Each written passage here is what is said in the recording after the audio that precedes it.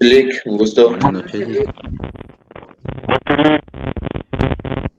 Buenas noches. Buenas noches, licenciado. Qué bueno de oír. Licenciado. Qué bueno de oírles. Qué bueno de oírles. Qué bueno que están por allá. Donde quiera que estén, buenas noches. Buenas noches, licenciado. Gracias, licenciado, igualmente. Yo pues por aquí, haciendo lo que tenemos que hacer. Con calor. Con calor y con la viruela del mono, ya cuidándonos, con otro clavo. Pero bueno, aquí estamos. Hoy vamos a hablar del del proceso penal. Ya hablamos del derecho procesal penal, ya vimos qué era el derecho procesal penal, ya vimos qué comprendía. Para entender lo que era el derecho procesal penal, teníamos que comprender las funciones del Estado. Ya hablábamos de la función penal, que comprendía la incriminación y el proceso, y hablábamos de la función jurisdiccional, hablábamos de los caracteres del proceso penal. Hablamos también de las relaciones con otras disciplinas o afinidades o diferencias con otras ramas del derecho. Tratamos de analizarlas y ver qué era lo que procedía en cada uno. Y finalmente mirábamos cuáles eran los fines del proceso penal, del derecho procesal penal, mejor dicho, que finalmente vienen siendo los mismos fines los mismos fines del derecho en sí. Ya hemos platicado un poquito también del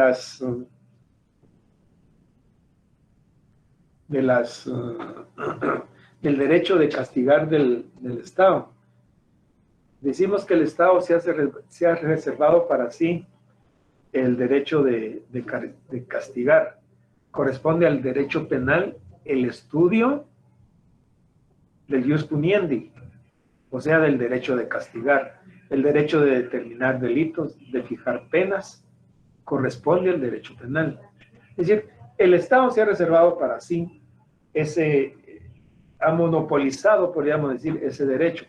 Es decir, que no puede el Estado, no lo puede delegar por orden legal, por regulación constitucional, no lo puede delegar en nadie más. El Estado, cuando realiza ese proceso de creación de la ley, determina delitos y fija penas, y luego dice: necesito de un instrumento, o sea, los mecanismos o las estructuras que constituyen para poder aplicar la ley penal a ese concreto, entonces, al caso concreto. Entonces dice: necesito del proceso. Como consecuencia de eso surge como una necesidad del proceso. Es decir, ese instrumento, porque ¿de qué nos serviría determinar normas, fijar delitos, si no tenemos cómo aplicarlas? Entonces se crea lo que es el proceso. Les voy a proyectar algo por ahí para que veamos qué es lo que vamos a ver.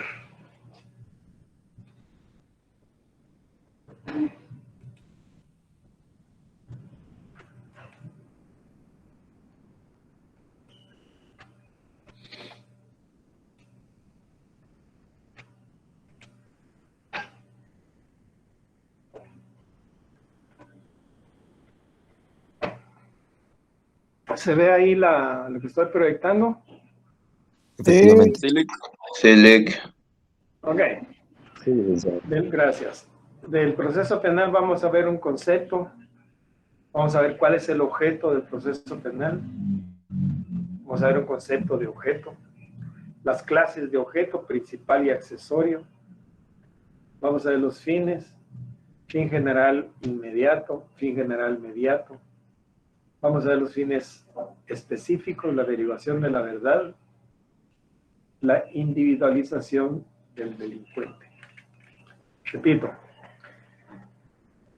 vamos a ver el proceso penal, vamos a ver un concepto, el objeto, las clases, principal y accesorio, los fines, fin general inmediato, fin general inmediato, los fines específicos, la derivación de la verdad, real, material e histórica. Cuando hablamos entonces del derecho de castigar del Estado, lo hace a través de que el Estado tiene la potestad o tiene la facultad de determinar delitos y fijarles penas.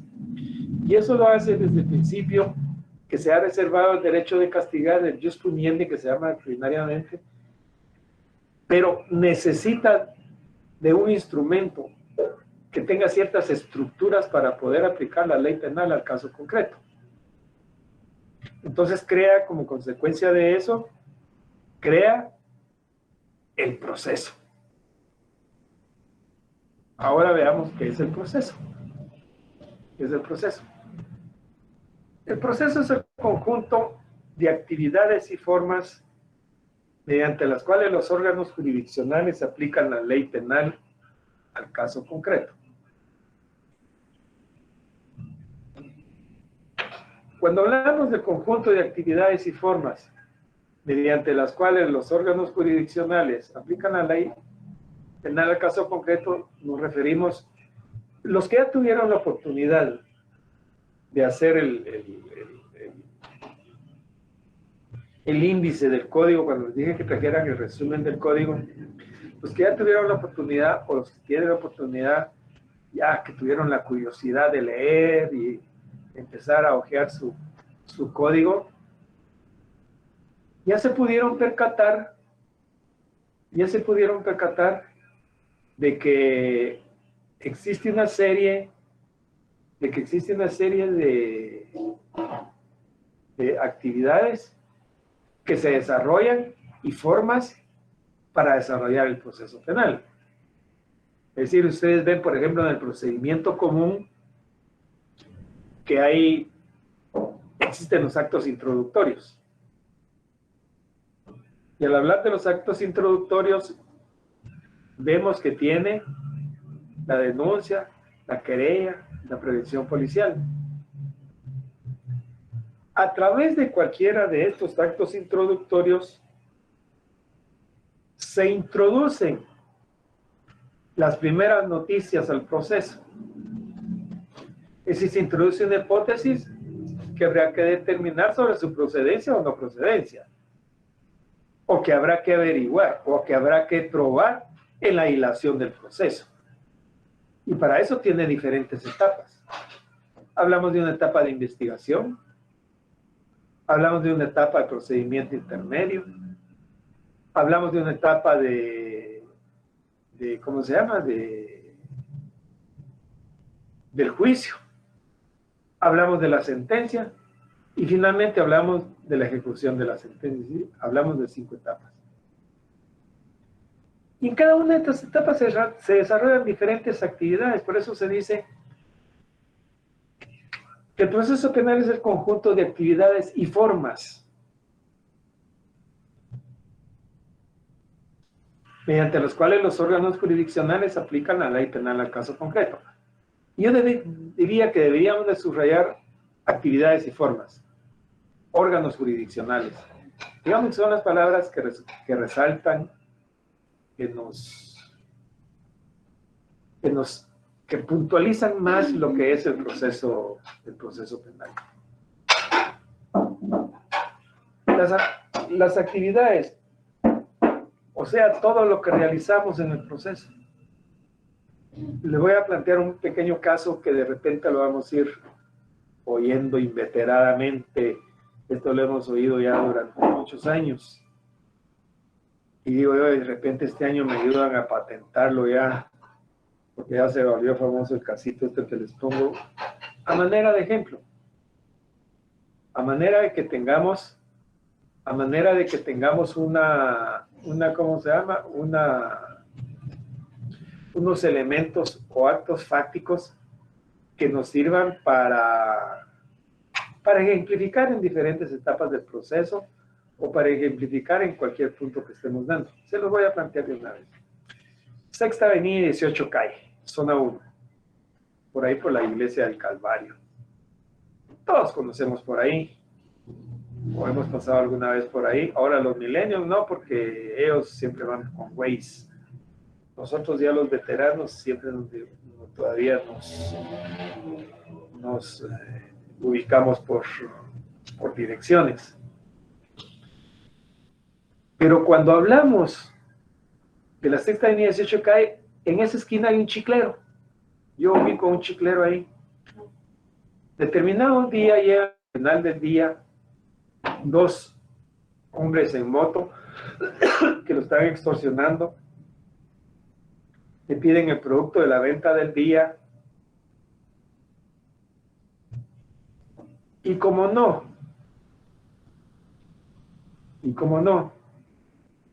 le dan accede, sacan un arma, le disparan y huyen en una moto. En la esquina está el hot dogero, el que hace los hot dogs, que se da cuenta del hecho. Hay un taxista que está estacionado ahí. Hay una viejita que se está atravesando la calle. Digamos que este es el estado de cosas.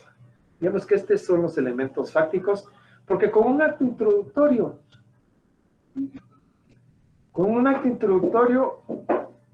no podemos pretender que con un acto introductorio probar toda la tesis de un caso, sino que a través del acto introductorio se introducen los primeros datos al proceso.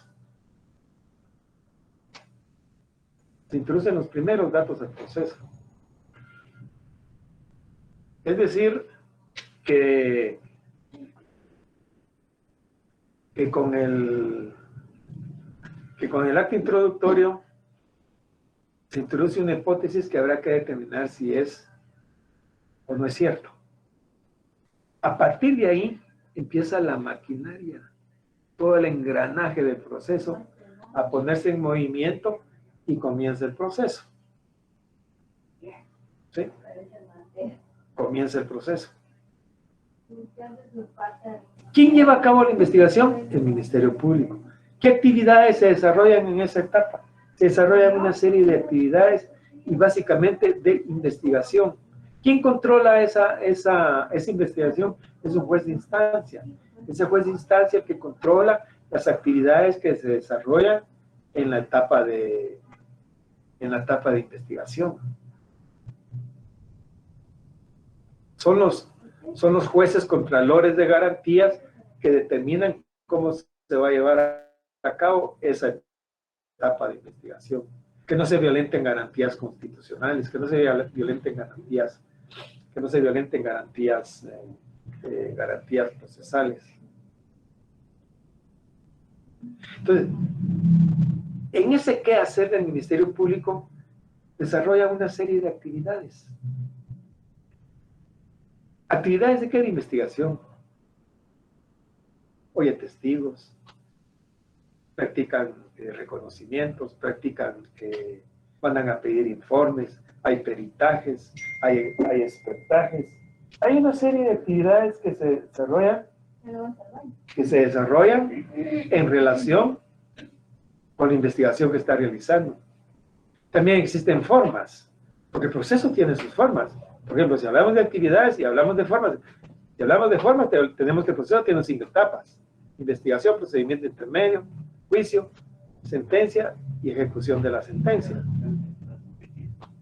Si hablamos de actividades, hablamos que se desarrolla una serie de actividades como puede ser de investigación, de medidas de coerción, de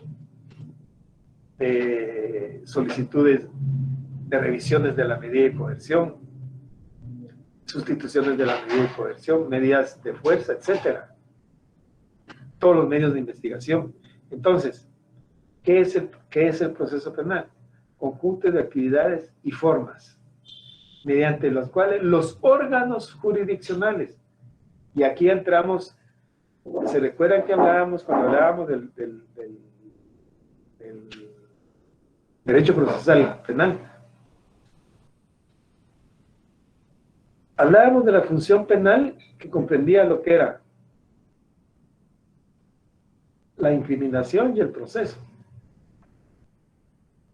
Y también hablábamos de la función jurisdiccional. Y en la función jurisdiccional hablábamos de la organización judicial penal, así como estaban organizados los diferentes órganos judiciales, los diferentes tribunales, y también hablábamos de la organización del proceso, es decir, cómo se va a proceder para la averiguación de un hecho. Es decir, el código trae regulado cómo hacerlo. Pero ¿quiénes hacen esto? ¿Quiénes ejercen jurisdicción? ¿Será que es el Ministerio Público? No, no es el Ministerio Público. Son los tribunales. Son los tribunales presididos por un juez. Porque ¿quién tiene la potestad de juzgar? Juzgar y promover la ejecución de lo juzgado. Son los tribunales. ¿Y quiénes presiden los tribunales? Pues es el organismo judicial a través de sus diferentes tribunales, a través de sus diferentes jueces. Entonces, repito, el proceso penal es el conjunto de actividades y formas mediante los cuales los órganos jurisdiccionales aplican la ley penal al caso concreto. ¿Alguna duda, jóvenes?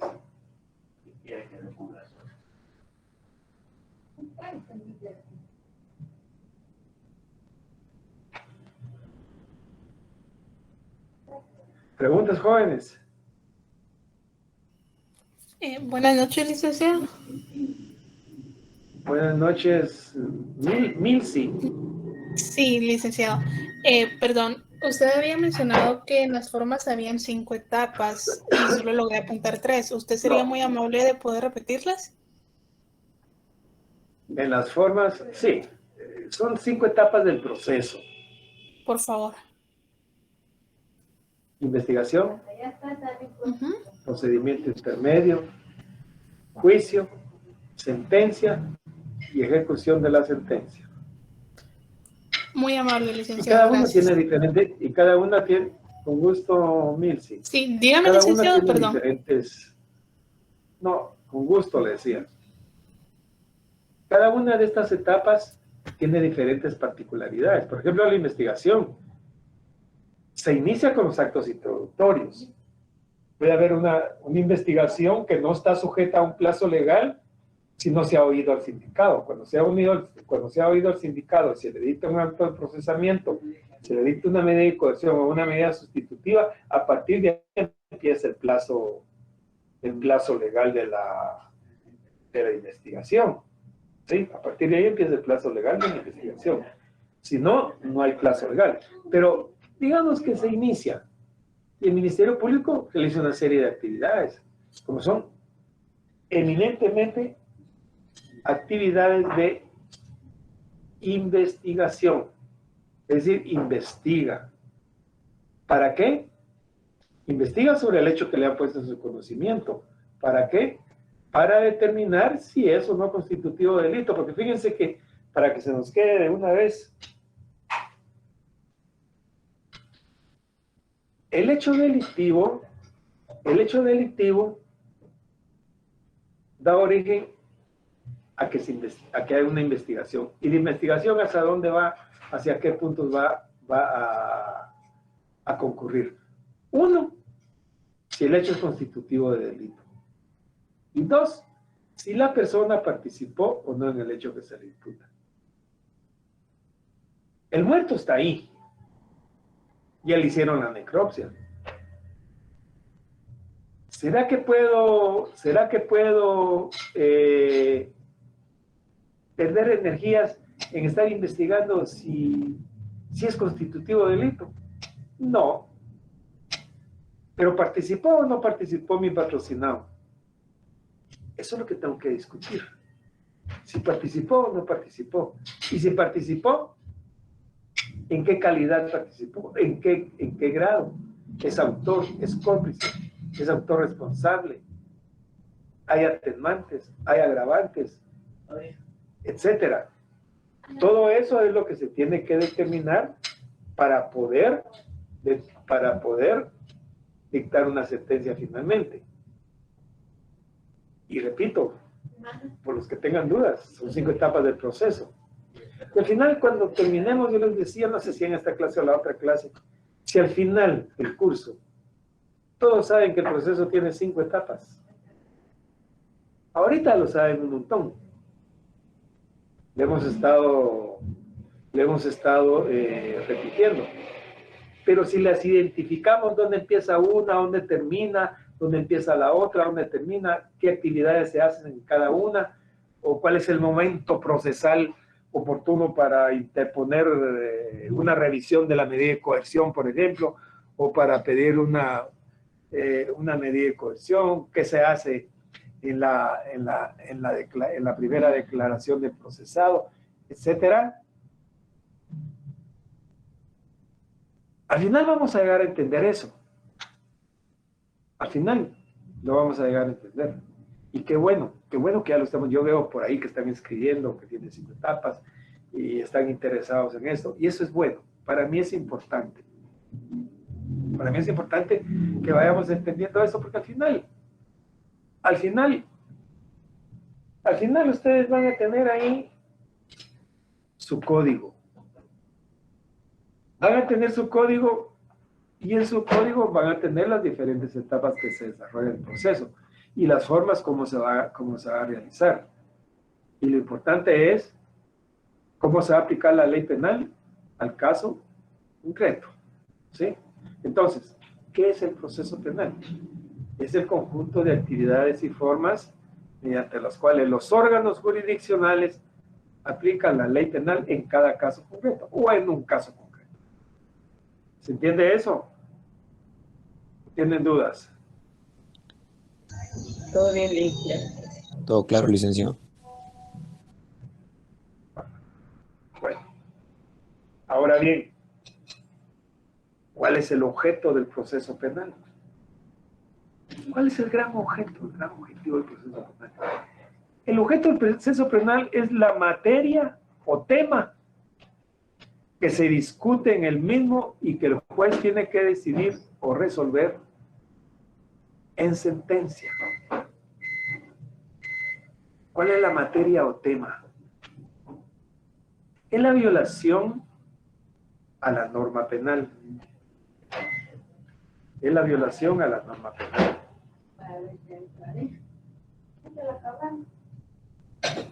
Cuando se transgrede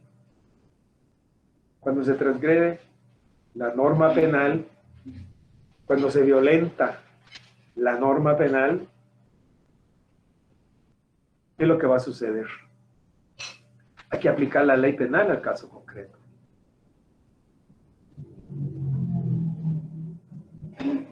El hecho de haber violentado la puerta de esta bodega y haberse apropiado de los electrodomésticos y haber dejado manateado al guardia de seguridad, ¿será que es constitutivo de delito?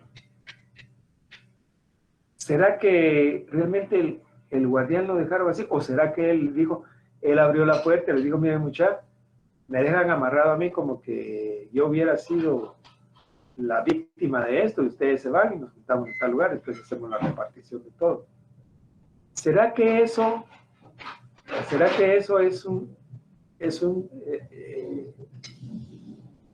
eso es precisamente, mejor dicho, lo que hay que discutir? La materia o tema que se discute, ese es el objeto del proceso penal. Si es, les decía, el proceso o la investigación tiende a determinar si el hecho es constitutivo del delito y si la persona participó o no participó en el hecho que se le imputa.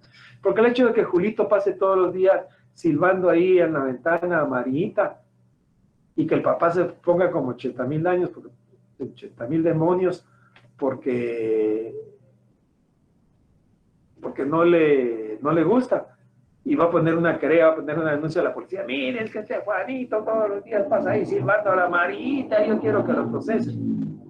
¿verdad que es delito ese? No, pero si este muchachito pasa otro día y pasa silbándole a la amarillita, y además, como no le hace caso, le mete un par de plomazos, saca una pistola y le mete un par de plomazos a la casa, eso sí es otra cosa. Entonces surge como consecuencia de eso un hecho delictivo. Entonces eso es lo que ese es el objeto del proceso penal. Determinar, o mejor dicho, lo constituye la materia o tema que hay que discutir. Eso se va a discutir. ¿Y quiénes lo van a discutir? Las partes. Las partes lo van a discutir. ¿Quiénes son las partes? Depende. Pues si es un delito de acción pública, pues obviamente lo va a discutir el Ministerio Público con uno o con varios particulares. Y eso va a ser sometido a conocimiento de un juez. Eso va a ser sometido a conocimiento de un juez. O sea, que eso que se está sometiendo a conocimiento del juez va a pasar todo ese tamiz que son las etapas del proceso, de investigación, el procedimiento intermedio, el juicio y la sentencia. Porque ahí es donde el juez lo va a decidir y va a resolver. El hecho es constitutivo de delito de robo. Y es autor responsable el señor fulano y tal. Y como consecuencia de eso se le va a imponer una pena de tantos años de prisión.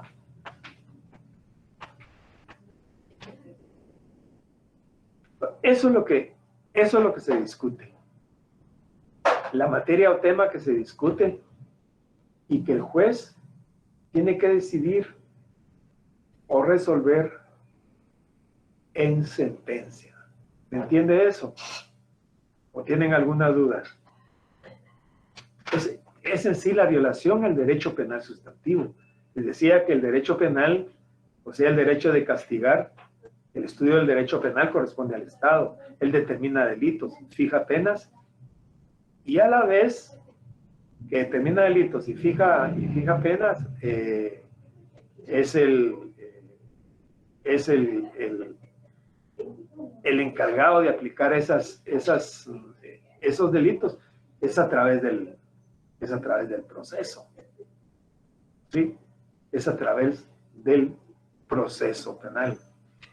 Entonces, eso es lo que se discute. La materia o tema, o sea, el hecho delictivo en sí, y que tendrá que resolver, como les digo, después de haber pasado las diferentes etapas del proceso y nos quedamos en sentencia. Porque ya después vendrá la ejecución de la sentencia. Porque lo que discutimos o lo que se discute es si es delito, si la persona participó o no participó, y si participó, pues se le impone una pena, y eso es lo que decide el juez en sentencia. ¿Se entiende eso? Ahora bien, cuando hablamos del proceso, mejor dicho, del objeto del proceso penal, hablamos de las clases de objeto, sea principal y accesorio. ¿Cuál es el principal? ¿Cuál es el principal objeto del proceso? Es la existencia o no existencia de la relación jurídica penal que hay que discutir, de carácter sustantivo. El derecho sustantivo es el derecho penal. ¿Sí? Es el derecho penal. Y eso es lo que hay que discutir. Eso es lo que hay que discutir si es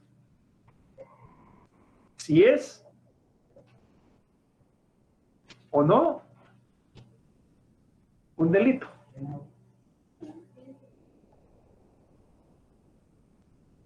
Y como consecuencia de esa discusión es que surge el proceso. Porque si no hubiera una violación,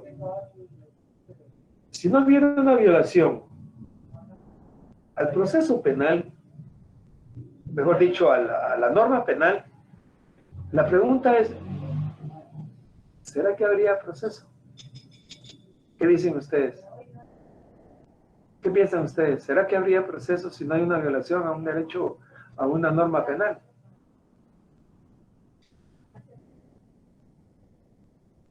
No, Lick. No, Vic. Piensen los demás. Yo quisiera que todos habláramos, que me dijeran todos al mismo tiempo, no, no hay proceso. No, Lick. No hay proceso porque no hay violación a la norma penal. Fíjense que en un tiempo se decía en la época de la Guerra Fría, no ha oído hablar, los milenios tal vez no oyeron hablar de esto, pero nosotros los más veteranos ya vivimos lo que era la Guerra Fría. En esas ideologías que siempre han existido, que de derecha, que de izquierda, que esto, que el otro, que comunismo, que socialismo, que aquí y allá. Y muchos se atrevieron a decir que el Estado ideal era el Estado sin derecho. Y la pregunta es, ¿será que podemos convivir sin el derecho? Si desde tempranito que salimos estamos ya ahí, que no nos dan vía, que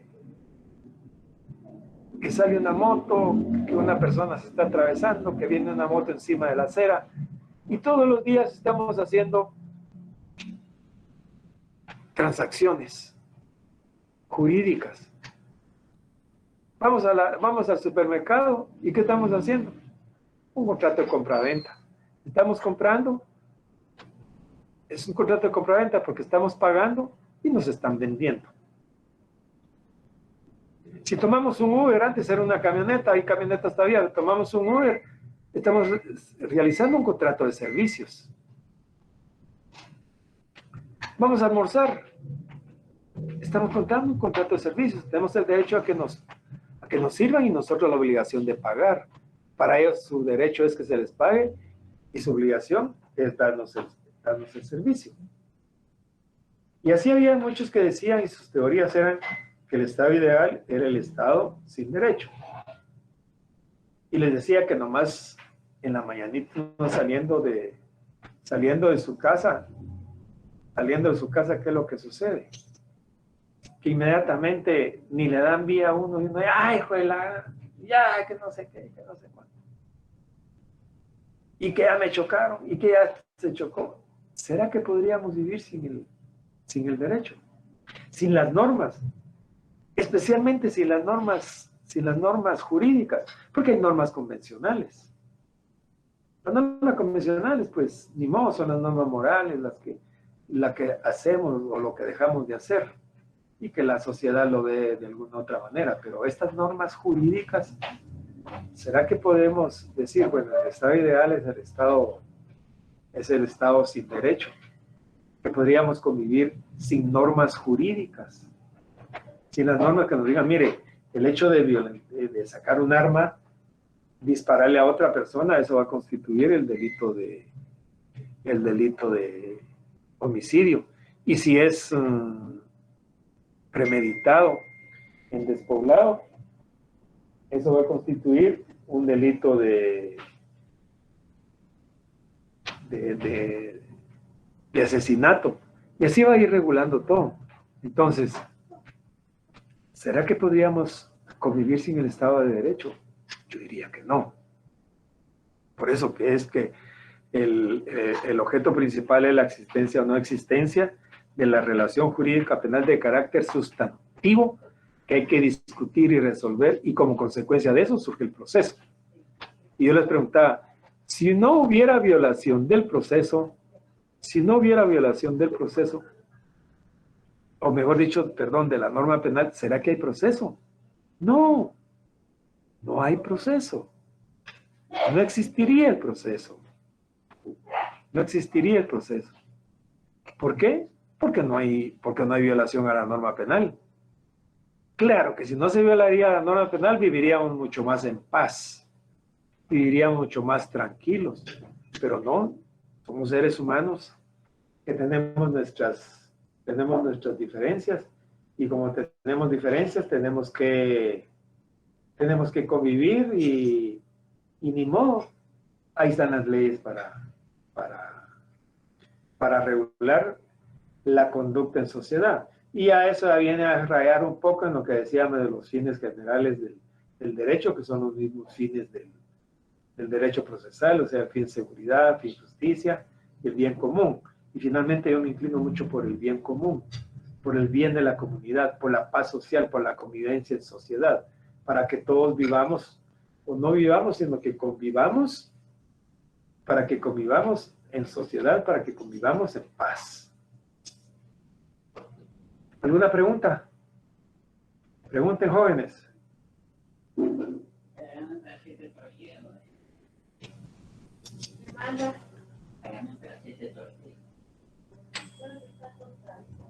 ¿Hay preguntas, jóvenes? Todo claro por el momento, licenciado. Todo claro. No, Lic. Bien. Ahora hablemos entonces. Hablamos de las clases de objeto. El principal, y ahora hablemos del accesorio. El accesorio se refiere a la relación jurídica que se produce entre las partes con motivo del delito. Relación jurídica que se produce entre las partes con motivo del delito. Ya les decía yo en una de las clases pasadas que cuando se violenta la norma penal, a una persona se le imputa un hecho delictivo. Al imputársele el hecho delictivo,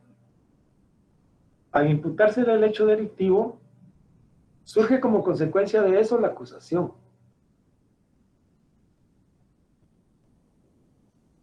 Si no, a esta persona que se le imputa, no la podemos dejar abandonada. No la podemos dejar a su suerte. Démosle el derecho que se defienda. Surge como consecuencia de eso la defensa. Entonces se da el contradictorio. Porque uno acusa,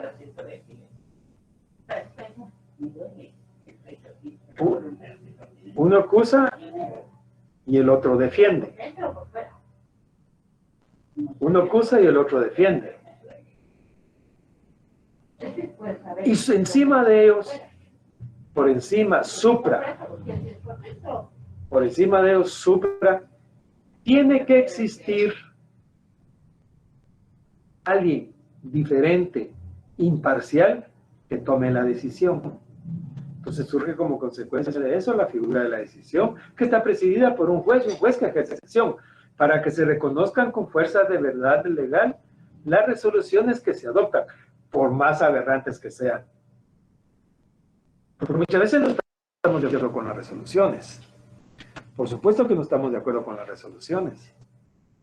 Y si no estamos de acuerdo con las resoluciones, pues obviamente podemos recurrirlas. Pero existe esa figura. Entonces, ¿cuál es el objeto accesorio? Es la relación jurídica que surge como consecuencia del hecho delictivo. ¿Sí? O con motivo del delito. ¿Y qué surge? El acusador. ¿Quién más? El ofendido o acusador. Y por otro lado surge lo que es el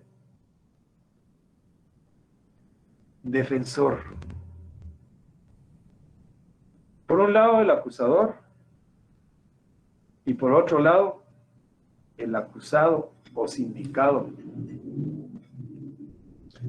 Esta relación surge como consecuencia del hecho delictivo, como consecuencia de la clase de objeto principal, que es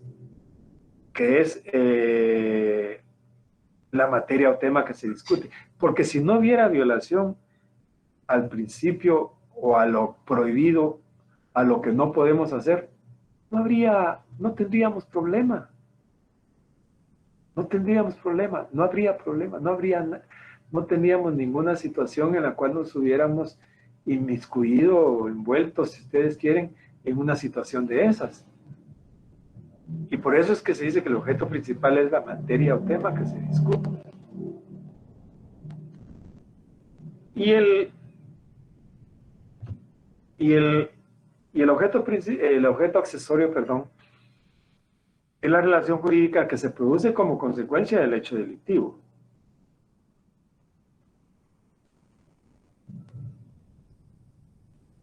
Que se produce entre las partes, mejor dicho, o sea, el ofendido o acusador y el acusado o sindicado.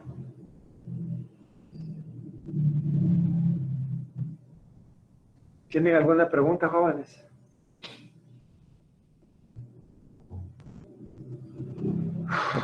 Buenas noches. Hola, buenas Buenas noches. noches, ¿quién me habla? Me llamo Carolina. Ay, Adalís, ahora sí Adalís, ya hasta me lo marcó aquí. No, me llamo Dígame, Carolina. Adalís. Bueno, entonces, Pues, fíjese Carolina. que ahorita me acabo de confundir un poco con lo que acaba de decir al final. Bueno, entonces, el objeto accesorio es la relación jurídica y de esta relación jurídica surgen Mi varios estimada Carolina, ¿No me fíjese que escuchó? no le oímos. Ah, bueno, ahorita. ¿Y ahora? Hola. ¿Aló? Yo sí le escucho. Sí se escucha, Ana Carolina. Y ahora, Carolina, a ver si le oímos. Bueno, entonces Sí se escucha. de este objeto accesorio es la relación jurídica y de esta relación jurídica surgen varios sujetos. Estos sujetos son el acusado ¿qué se llama? Y el ofendido, ¿verdad? Y mencionó usted también ¿Ustedes me escuchan? Hola. Lo escuchamos, Lick. Claro, ¿Y a mí? Yo creo que esto se nos está Sí, También. sí se escucha. complicando un poquito. ¿Me escuchan ustedes? Lo escuchamos, Lick. Sí, Hola. si no, Sí, tal se vez pudiera escribir. sí se Creo que mejor escucha, se lo voy a compañera. decir, ¿verdad? Pero bueno, la Sí, pregunta Yo no era Carolina, escucho sí se bien, escucha. ustedes me ¿qué escuchan. era? Sí se escucha, Lick.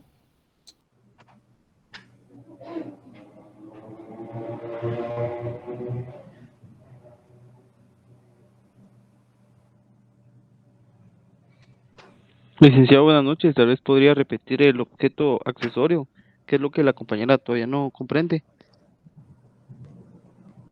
No, yo lo que quiero que amplíe un poquito es sobre los sujetos que surgen de esta relación.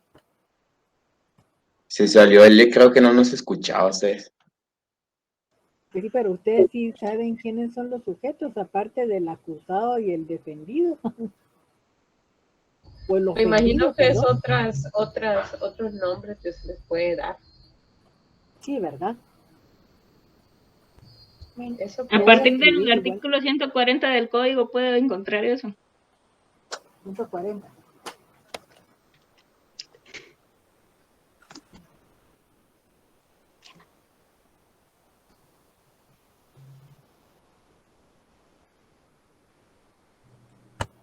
¿Me escuchan ahora, jóvenes? Sí, licenciado. Lo escuchamos, Lick. Licenciado, líquido. Es que se había ido Sí, todo Lick. el sonido. Yo no oía nada, ni me oían ustedes, creo, pero ya estamos otra vez. Estábamos con Carolina, disculpe, Carolina, fíjese que yo no sé si los compañeros le oyeron, yo no le oí lo que usted estaba planteando. Por favor, le ruego que Que le nos vuelva a comente otra vez contar. lo que estaba hablando. Por favor, Carolina, disculpe, ¿oye? Sí, mire, lo que estaba preguntando era del objeto accesorio, ¿verdad? Entonces, la relación jurídica surgen varios sujetos. Estos sujetos son el acusado y el acusador. Aparte está el juez y todos los demás que intervienen en la No, fase de investigación. No, eso es solo la relación en el proceso, porque los otros son actores, digamos, pero la relación, cuando estamos hablando del objeto del proceso, nos referimos solo al acusado y al acusador. Aparte son quienes intervienen en el proceso. Pues sabemos que el juez, el Ministerio Público, el Ministerio Público se auxilia a la Policía Nacional Civil, están los actores civiles. Entonces, cuando hablamos del objeto, de las clases de objetos, solo nos referimos al objeto principal, ¿sí? Al objeto principal y al objeto accesorio, que es la relación que se da entre las partes, no entre los sujetos o entre los sujetos que intervienen en el proceso. Porque el juez solo es un fiscalizador. El juez, en un sistema como el nuestro, que es un sistema acusatorio, la función del juez es única y exclusivamente de fiscalizar. No tiene que intervenir, no tiene que investigar. Para eso está el Ministerio Público. Para eso está el Ministerio Público, para que investigue, para que plantee.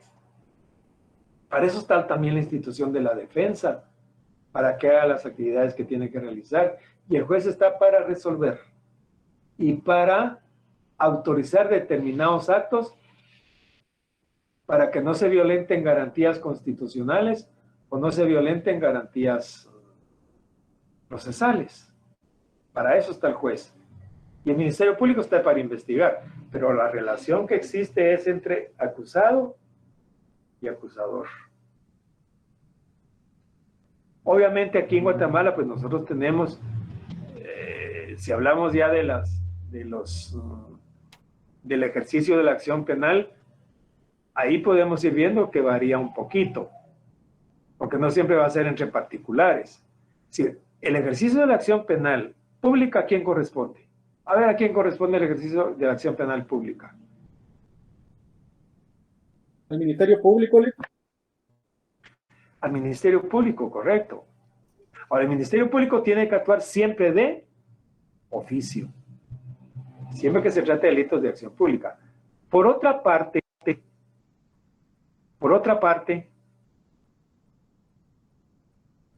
hay delitos de acción pública que se requiere la instancia de parte, o sea, la instancia del particular, que tiene que llegar a tocarle la puerta al Ministerio Público para poder ejercer la acción. Es decir, cuando veamos los delitos, o mejor dicho, los sistemas de ejercicio de la acción penal, vamos a ver cómo es que opera esto. Porque tiene que haber una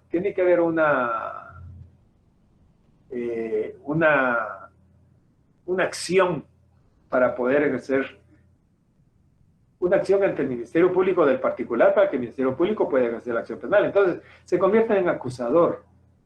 Y en acusado, la persona que ha sido la que ha cometido el hecho. Ahora, cuando son delitos eminentemente privados, ahí el ejercicio de la acción penal corresponde al ofendido por el delito. No puede ser ejercido por otro. Si es ejercido por otra persona, lo que se está cometiendo lo que está surgiendo es un obstáculo al ejercicio de la persecución penal, o sea, una excepción. Y en este caso es una falta de acción.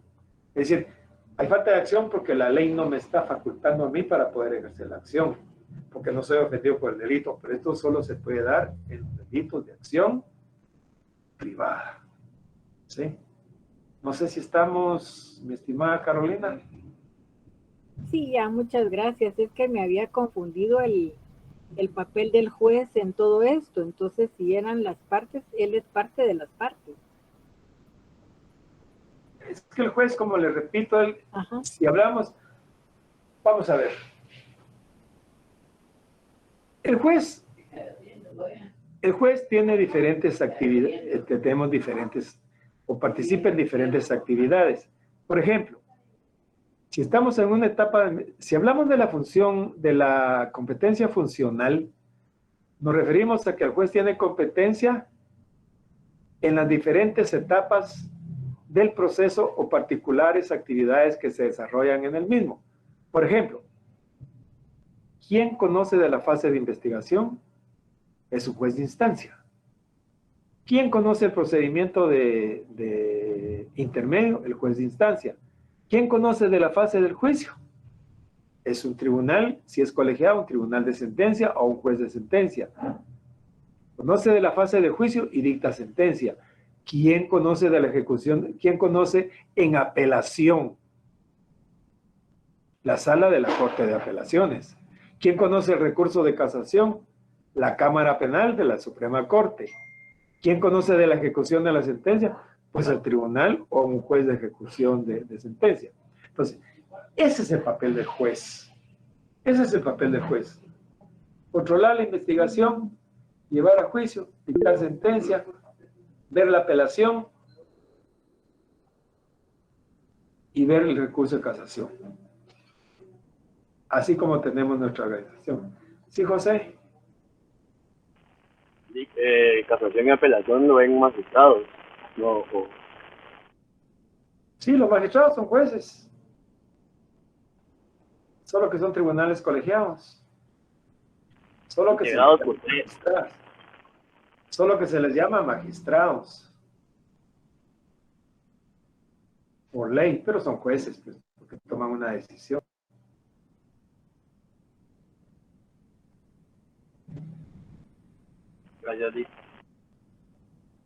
Con gusto, Alejandro.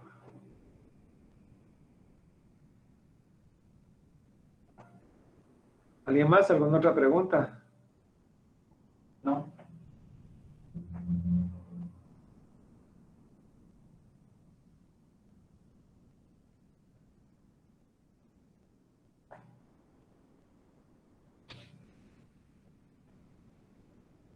Bien, vamos a hablar de los fines. Cuando hablamos de los fines, vamos a hablar del fin general inmediato, y vamos a hablar de los fines específicos del proceso penal. A ver, pregunto, ¿qué es lo inmediato? Quiero oír opiniones.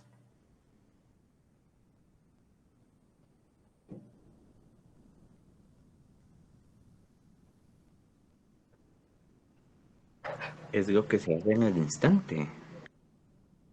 En el instante. Al instante. Tal vez lo más próximo, licenciado. Lo más próximo. Es la aplicación al caso concreto. Les voy a pedir un favor. Levantemos la mano y yo voy dando la palabra, ¿sí? Así lo hacemos un poquito más ordenado. Sí, Ever.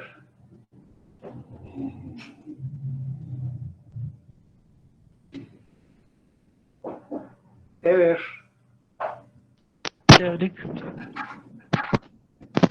Hello. Sí, Ever, le oímos. Bueno, muchas gracias. Pues yo creo que lo inmediato podría ser mantener la legalidad establecida. Y en términos generales, ¿qué sería para usted lo inmediato? Lo que está en el Código Penal. A ver, Eddie. Inmediato puede ser algo que sucede enseguida, que sucede rápido. Lester. Lo más pronto posible, licenciado. José, perdón. Restablece el orden social, licenciado. Carolina. Si se refiere al delito, es el que hizo las cosas él solito, digamos. Glendy, ¿qué es lo inmediato? Buenas noches, Alex. Yo, bueno, en mi cabecita tengo la idea que los fines inmediatos del proceso penal pues, se refiere a la finalidad o el fin primordial que tiene. ¿Y cuál es como el lo fin? prioritario? Averiguar ¿Pero cuál si sería lo el hecho... prioritario? ¿Perdón? Sí la oímos. Le decía a Lee que los fines inmediatos me imagino que son los fines más importantes, los más prioritarios.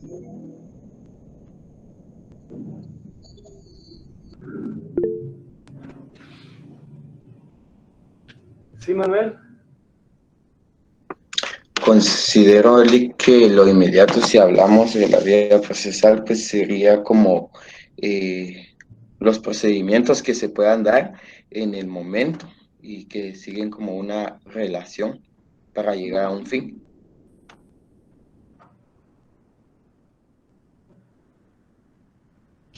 Ya varios han contestado. Y cuando lo vamos a ver desde el punto de vista genérico, lo inmediato es lo más próximo. Lo inmediato es lo próximo, lo que está ahí nomás.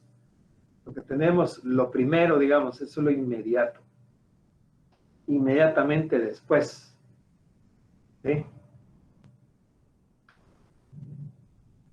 Y si lo vemos desde el punto de vista de los fines del proceso penal, ahora pregunto, ¿cuál sería el fin general inmediato del proceso?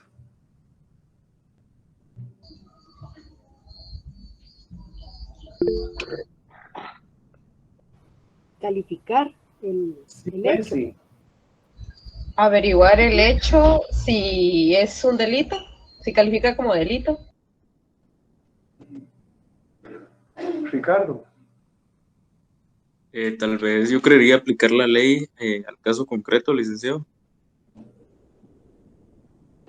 Fíjese que le di como un poco de feedback ahí, no lo escuché muy bien, ¿lo puede repetir? Sí, yo le decía que yo creería que pues tal vez sería aplicar la ley al caso concreto. ¿Qué dicen los demás?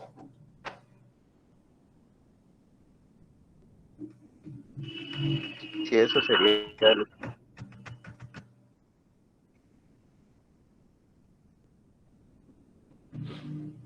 es lo que se pretende, Oscar?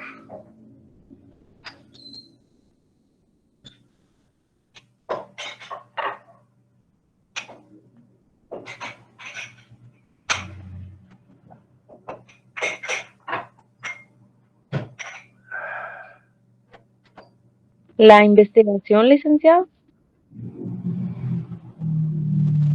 ¿No le oí, Salomé? La investigación de los actos. ¿Qué actos? Los actos del delito que se quiere investigar, o de los hechos. Mónica. Hola, Lick, buenas noches. Pienso que sería la averiguación del hecho señalado como delito.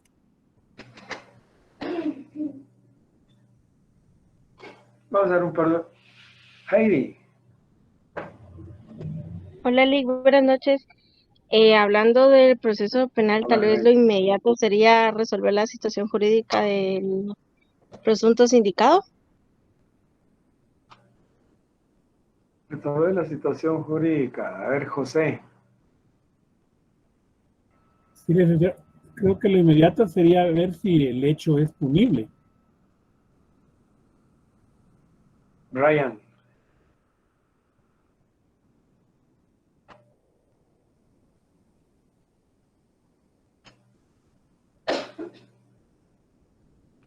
José Alejandro.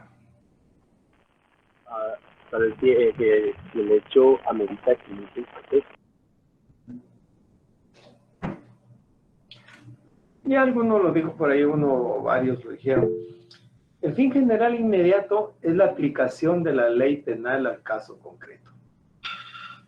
Eso es lo inmediato que se pretende con el proceso. Se violenta la norma penal, se resquebraja el orden social, se descompone el orden social, ya no hay convivencia en sociedad.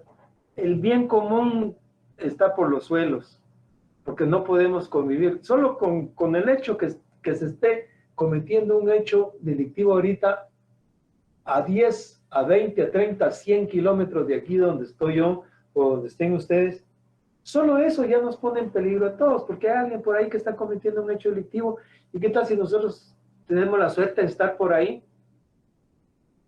Entonces, lo primero es aplicar la ley penal al caso concreto. Establecer el orden establecido.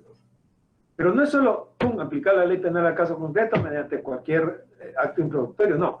Hay que llevar todas las etapas del proceso, porque al final se va a dictar una sentencia. Al final se va a dictar una sentencia, ya sea absolutoria o condenatoria, tiene que haber una sentencia que va a definir sobre la situación jurídica que sea sometido a conocimiento de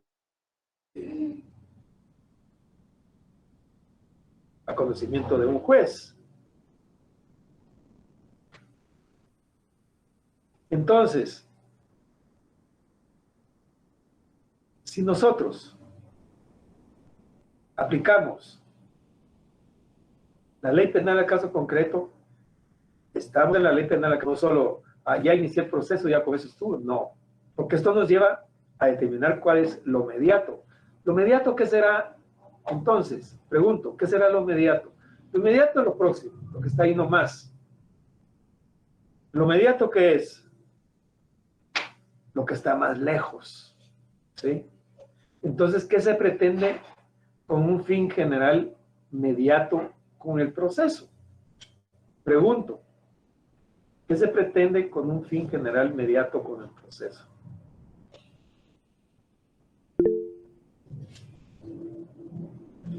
Sí, Ever. Proteger el derecho particular. Mónica. Restablecer el orden del derecho violentado. Manuel.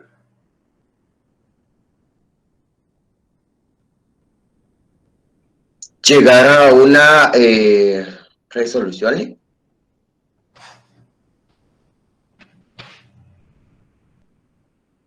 ¿Qué dicen los demás? La prevención de la defensa social.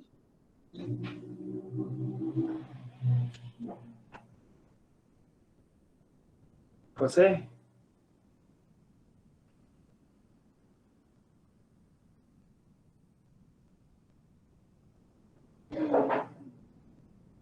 Pablo. Gracias, Nick. Tal vez la individualización de los indicados o de los responsables del hecho en concreto. Estamos hablando de los fines generales inmediatos, mediatos. No estamos hablando de fines específicos.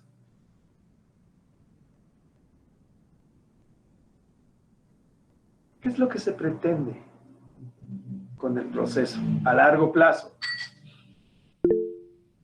Dictar una sentencia. Eso está dentro del fin general inmediato. Aplicar la ley penal al caso concreto que conlleva todas las etapas del proceso y dictar una sentencia. Se dicta una sentencia y con eso, ¿qué pasaría posteriormente a eso? Brian. Resolver las controversias entre las partes. Eso es fin general inmediato. Ricardo. Licenciado, tal vez fijar penas. No sé si se escuchó bien. No sé si qué. No sé si se entendió lo que dije. Fijar penas. Sí, yo sí lo entendí, pero no es eso. Sí, Mónica. ¿Sería, Lick, entonces el hecho de restablecer y volver al bien común para la sociedad? ¿Pero a qué nos llevaría eso?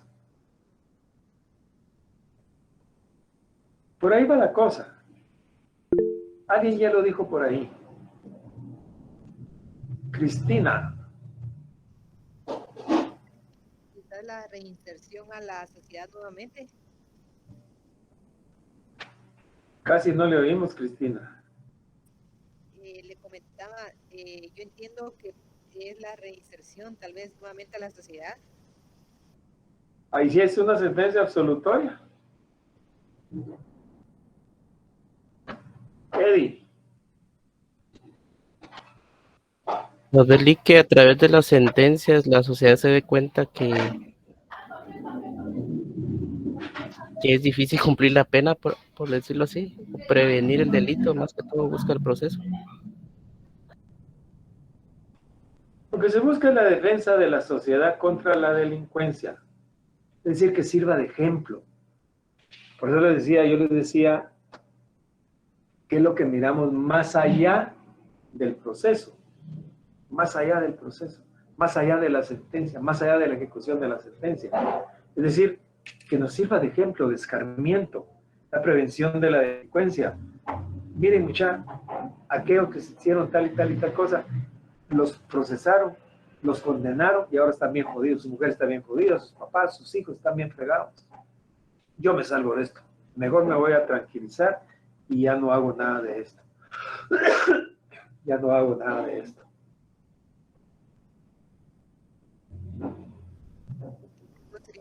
Entonces, el fin general inmediato es lo más lejano.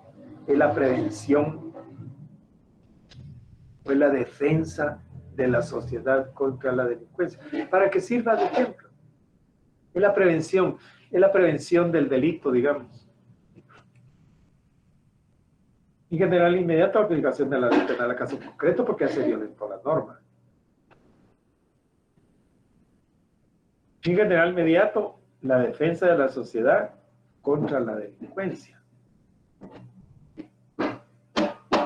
Ahora bien,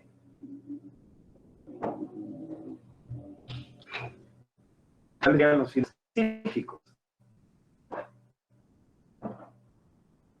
Primero, la averiguación de la verdad. La averiguación de la verdad real, la verdad material, la verdad histórica, la verdadera verdad. Es decir, eso es un fin específico. Determinar si el hecho de haber llegado con el chiclero, haberle pedido el producto de la venta del día, si realmente eso fue lo que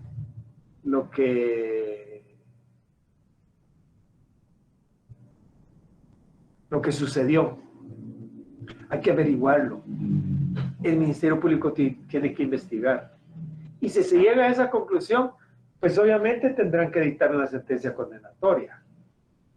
Entonces, el fin general inmediato, perdón, el fin específico es la averiguación de la verdad material, la verdad histórica, la verdadera verdad, es decir, realmente qué fue lo que sucedió. Si así fue, pues habrá que dictar una sentencia condenatoria, habrá que imponer una pena. Y por el otro lado tenemos la individualización del delincuente. Es decir, lo que estamos juzgando es a una persona. Es a una persona, no es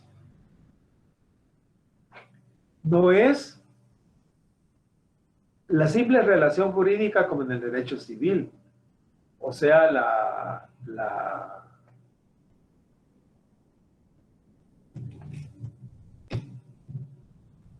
relación jurídica por el incumplimiento del contrato, no. Aquí es a la persona. Entonces, en el proceso penal se individualiza. Por eso en la primera declaración se le cuenta cuál es su nombre, su edad, su estado civil, su profesión, su oficio, o modo de vivir. ¿Es casado? ¿Con quién? ¿Cuántos hijos tiene? ¿Dónde trabaja? ¿Quiénes dependen económicamente de usted? Su DPI, etcétera. Se está individualizando para saber quién exactamente es y para no cometer un error que se vaya a procesar a alguien que no es. Y el otro fin, pues como les digo, es la verdad real, material, histórica, la verdadera verdad. Sacamos el código. Yo voy a preguntar.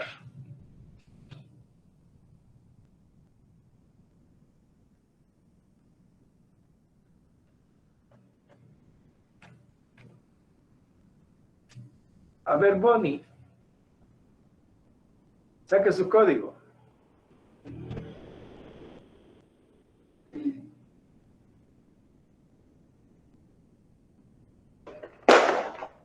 Licenciado, buenas noches. Perdone, fíjese que voy de camino todavía a la casa.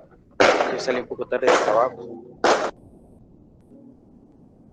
Ay, entonces, Bonnie, usted como que está Sí, en una disculpe, solo voy balacera ahí, viendo ¿o la... qué? No, es que vivo por Misco y aquí están de fiesta. Pero hoy me tocó de caminar, que yo estaba arriba. No, pero aquí voy escuchando su clase. Pero la fiesta chicharrón ya pasó, ¿a usted? Eso fue otro lío. ¿Qué Hace pasó la 8 fiesta días. chicharrón? 8 o 15 días. No se dio nada a usted por la gran puche cambio. Nosotros que suspiramos solo a ver al coche, fíjese. El coche que anda en la municipalidad. Solo suspiramos de ver al coche.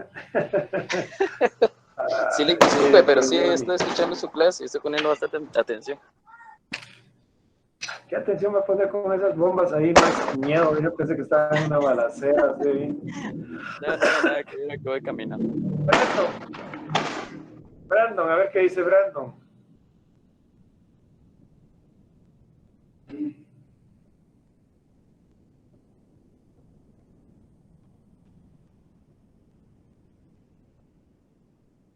Brandon, estamos esperando.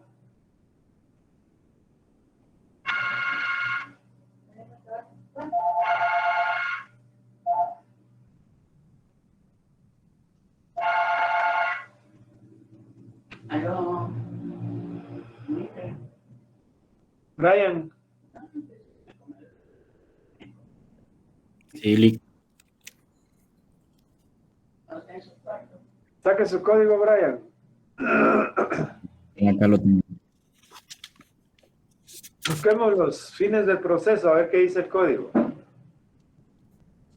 Ahorita.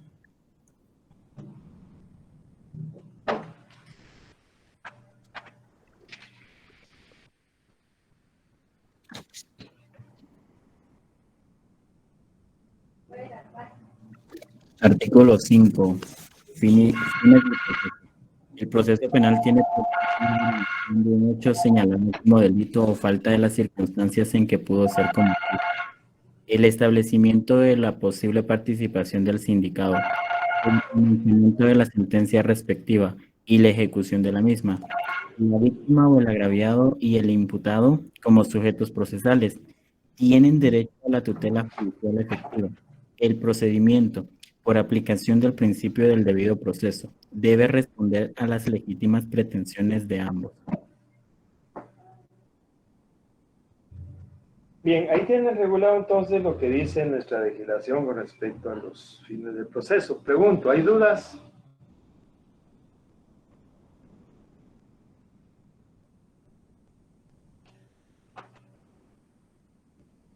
Bien, dejamos hasta ahí el día de hoy, jóvenes. Que descansen, que estén bien. Ahí se cuidan, ya vino la viruela del mono. Gracias. Cuídense mucho, feliz noche, que descansen. Gracias, licenciado. Feliz noche, Lick. Gracias.